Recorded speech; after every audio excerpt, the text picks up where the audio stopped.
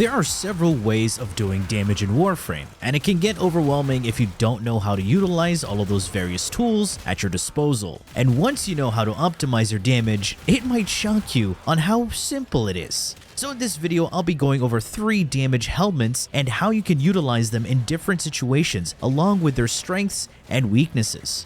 What's good, folks? It's Nightmare Frame here with a new Warframe video talking about damage and how you can increase it. I do have quite a few videos on how to mod, understanding the basic fundamentals to fully optimize most of your builds for an optimal setup.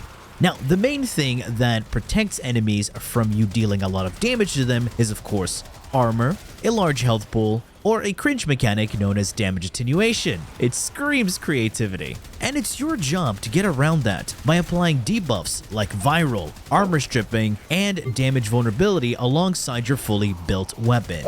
For this fully built weapon, you have to understand that there are several different building blocks to form a whole. With a blank weapon, you can start off with their unique traits, mechanics, and approach. High pellet count weapons for multiple instances of damage and procs, beam weapons for damage ramp up and chain reaction effects, snipers or bows for high precision damage. You get the gist. And this is where you add mods to suit those specific weapon types and their unique way of playing. The core fundamentals are, of course, base damage, elemental damage, critical modifiers, stance modifiers, and multi-shot, depending whether you use a gun or a melee. Once you have a functional build, you can add on to that by pursuing damage buffs to amplify those components. And this is where we consider damage buffing Helminths. Now, this is not to be confused with elemental damage multipliers like Nourish, Smite with its Smite Augment, Smite Infusion, and Shock with its Augment, Shock Trooper. Yes, those increase your damage, but it's only elemental damage, which can easily be modded.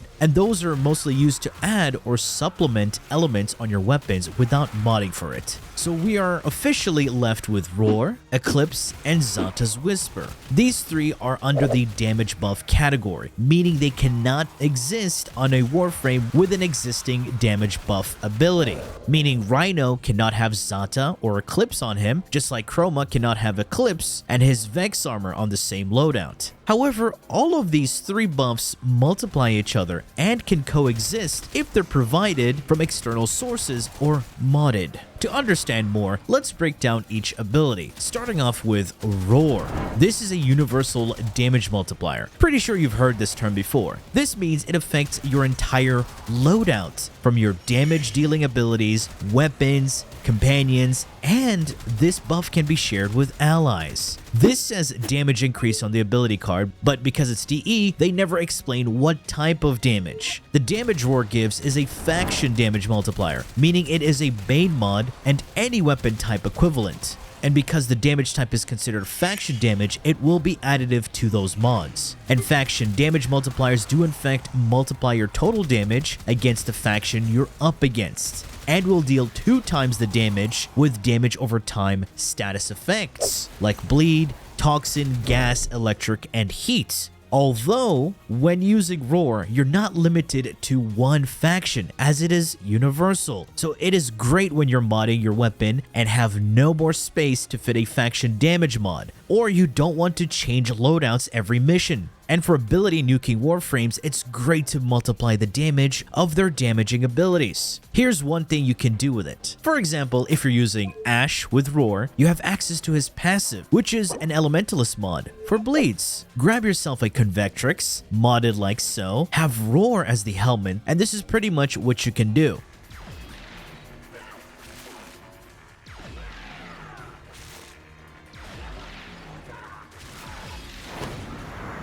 Yeah, I'm just barely touching these Xmas units, and I'm pretty sure you've seen some other synergies with Saren with her Toxic Lash, Roar melee influence Lavos, and so much more. Do go check those out on the channel. Moving on to Eclipse, this also says damage increase, without explaining what type of damage.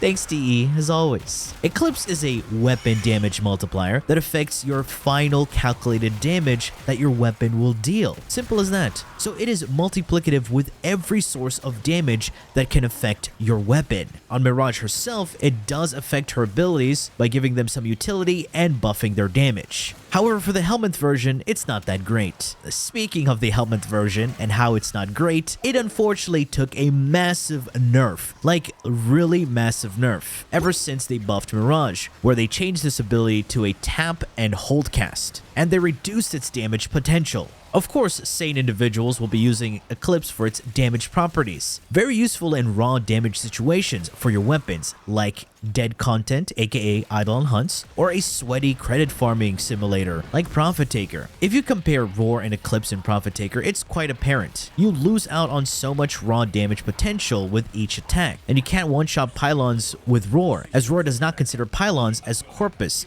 but just objects. And the damage buff applies twice on thrown projectiles like Contagion and Glaive Kabloomies. And Contagion is insanely powerful in Profit Taker. So this is why ECLIPSE is going to be so much better for you in that situation. Also remember, I did say it only affects weapons, right? Well, here's some weird Warframe coding. There are some abilities coded as weapons, and they are affected by ECLIPSE. Amazing, right?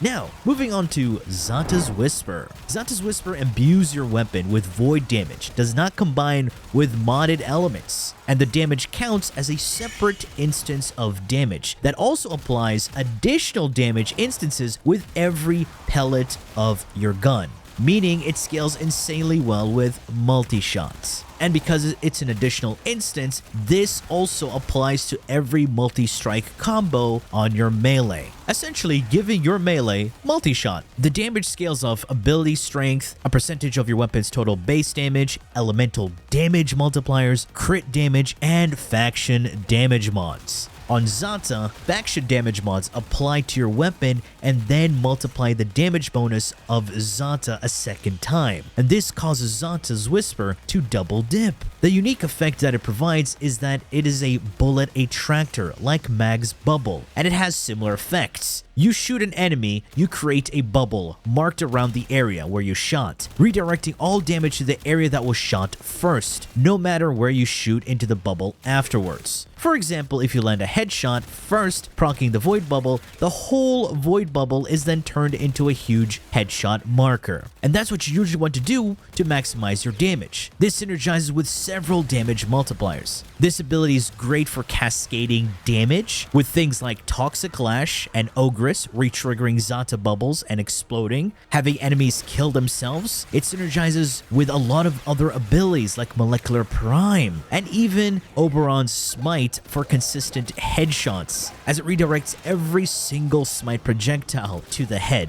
So it depends how you want to use it with all of its possibilities. Unfortunately, this ability is bugged when playing in groups, and still hasn't been fixed till today. DE, where it turns all shots into body shots even though you targeted the head.